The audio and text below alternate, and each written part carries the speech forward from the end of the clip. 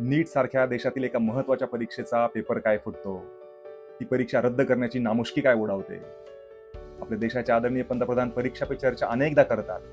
मात्र हे परीक्षामध्ये जे गोंधळ सुरू आहे, त्याच्यामध्ये जी पारदर्शकता, त्याच्यामध्ये जे गैरव्यवहार, गैरप्रकार जे सुरू आहेत, तर त्याबद्दल कधी बोलतील? मात्र ह्याचं जे प्रमाण आहे, ते कुठेतरी त्याच्यावरती आळा घालणं अतिशय गरजेचं आहे. आणि साधारण 2015 पासून जर बघितलं तर 2015ला AIPT all India pre medical test तर त्याचा पेपर फुटला होता, जी CBSE कडून घेतली जाणारी परीक्षा आहे. त्या परीक्षेमध्ये मोठ्या प्रमाणावरती इलेक्ट्रॉनिक उपकरणाच्या माध्यमातून मुलांना उत्तरं पुरवली गेल्याचा आरोप झाला होता आणि हे प्रकरण पुन्हा सुप्रीम कोर्टामध्ये गेलं आणि ती परीक्षा मग रद्द करण्याचा निर्णय घेण्यात आला. 2017-18 मध्ये स्टाफ सिलेक्शनची जी परीक्षा आहे, कंबाईन ग्रॅज्युएट लेवलची परीक्षा आहे, तर त्या परीक्षेच्या पेपर फुटीचा वाद समोर आला होता. मध्ये प्रश्नपत्रिका लीक झाल्याचे आरोप झाले होते. देशभरातील विद्यार्थ्यांनी आंदोलन केलं आणि हे प्रकरण पुन्हा CBI त्याची चौकशी सुरू झाली. 2018 मध्ये CBSEची 10वीच्या जी परीक्षा आहेत, तर त्याचा गणिताचा पेपर आणि 12वीचा जो आहे तर इकॉनॉमिक्सचा पेपर त्याच्या प्रश्नपत्रिका WhatsAppवरती व्हायरल झाल्या होत्या. मग त्यानंतर त्या काही विषयांच्या पुनर्परीक्षा घेण्यात आल्या. 2024 मध्ये नीट UGC परीक्षेबाबत पेपर फुटी आणि गैरव्यवहाराचे प्रकार राज्यामध्ये अटकसत्र सुरू झाले आणि हे प्रकरण सुप्रीम कोर्टात गेलं आणि पुढे आणखी ते CBI पर्यंत पोहोचलं. 2024 मध्ये UGC नेट म्हणजे नॅशनल एलिजिबिलिटी टेस्ट जी दिल्यानंतर तुम्ही प्राध्यापक पदासाठी एलिजिबल होता. या परीक्षेच्या पारदर्शकतेबाबत शंका उपस्थित झाल्यानंतर शिक्षण मंत्रालयाने हा निर्णय रद्द करण्याचा हा निर्णय घेतला होता. याशिवाय रेल्वे भरती, पोलीस भरती, शिक्षक भरती आणि स्टाफ सिलेक्शनच्या असतील, MPSC असेल, तर सेंट्रल गव्हर्नमेंटच्या काही परीक्षा असतील, तर ह्या अनेक परीक्षा ज्या आहेत तर त्या परीक्षांमध्ये गैरव्यवहार, पारदर्शकतेचा अभाव अशा गोष्टी घडत आलेल्या आहेत. फक्त महत्वाचं काय असेल तर आत्ताच्या जी नीटची परीक्षा 3 मेला झाली होती आणि आता आज आहे 12 मे. तर आता मुलांना हा म्हणजे खूप मोठा धक्का आहे एक प्रकारचा, की मुलं काय करतात तर नीटची परीक्षा म्हणजे मुलांसाठी आणि घरच्यांसाठी खूप मोठं एक त्यांचं स्वप्न असतं. 2-2 वर्ष, 3 वर्ष परत रिपीट करतात मुलं अनेकदा आणि अभ्यास करतात. क्लासेसच्या मोठ्या फीस असतात. दिवस-रात्र मेहनत करून, अभ्यास करून मुलं नीटची परीक्षा देतात. कारण या नीटच्या माध्यमातून आज ज्या करिअरला सर्वात जास्त डिमांड आहे, ज्याची गरज आहे, ज्याला चांगलं जॉब ऑपॉर्च्युनिटी म्हणता येईल, तर त्या असल्यामुळं की या फील्डकडे येणाऱ्याची संख्या खूप मोठी आहे आणि हुशारमधले हुशार जे मुलं आहेत, तर ते आवर्जून या परीक्षेची तयारी करतात आणि सामान्य घरच्यांना पण हेच असतं, की बाबा आपला मुलगा या परीक्षेमध्ये जर चांगला स्कोर केला, तर त्याला गव्हर्नमेंट कॉलेज मिळू शकतं आणि गव्हर्नमेंट कॉलेज मिळाल्यानंतर सर्वसामान्याचा मुलगा सुद्धा डॉक्टर होऊ शकतो. कारण कमी जर मार्क आले तर तुम्हाला मग प्रायव्हेट कॉलेज मिळणार, आणखी कमी मार्क आले तर तुम्हाला मॅनेजमेंट कोट्यात ऍडमिशन घ्यायला लागणार आणि तेवढे पैसे सर्वसामान्य माणूस कुठलाही अफोर्ड करू शकत नाही.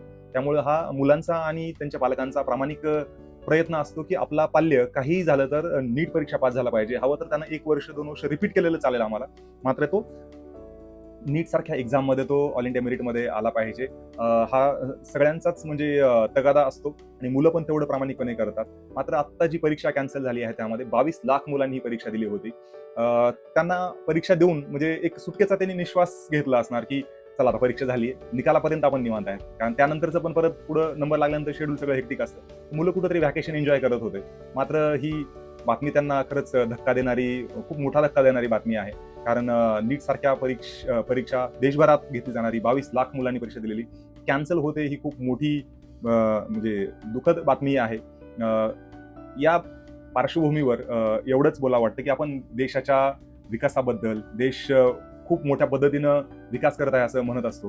मात्र एवढंच या ठिकाणी असं सामान्यांना पण वाटेल, की तुम्हाला साधं परीक्षा घेता येऊ नये. बेसिक ज्या गोष्टी आहेत तर त्या आधी करणं म्हणजे प्रायोरिटी ठरल्या पाहिजे, की अगोदर आपल्याला काय सुधारायचंय, अगोदर आपल्याला रस्ते आणि ब्रिज बांधायचे, की आपल्याला अगोदर शिक्षणावरती तुम्हाला मेहनत घ्यायची, शिक्षणाचा दर्जा सुधारायचा आहे. तर ह्या सगळ्या गोष्टीचं एक कुठंतरी प्रायोरिटी असणं, त्याला प्राधान्य देणं आणि त्या गोष्टी होणं खूप तर गरजेचं असतं. आणि नीट सारखी परीक्षेमध्ये मागच्या 2024 मध्ये सुद्धा जे आरोप झाले, की त्याच्यामध्ये काहीतरी चुकीचे प्रकार घडलेले आहेत आणि रिझल्ट सुद्धा जेव्हा आले होते तेव्हा पण ते संशयास्पद होते. आणि प्रशासनानं ह्या सगळ्या गोष्टीची खरं तर खूप गांभीर्यानं दखल घेतली पाहिजे. हे प्रकरण तसं आता CBI कडे दिलेलं आहे. तपास होत राहील. मात्र मुलांच्या भविष्यावर होणारे जे दुर्गामी परिणाम आहेत तर ते खूप मोठे असतील. मुलांना परत आता आणखी परत री एक्झाम होणार आहे.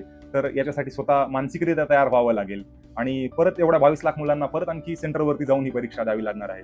सध्याचा आपण काळ बघतोय, की आपल्याला देशाच्या प्रधानमंत्र्यांनी हे सांगितलेलं आहे की तुम्हाला पेट्रोलची डिझेलची बचत करायचं आहे.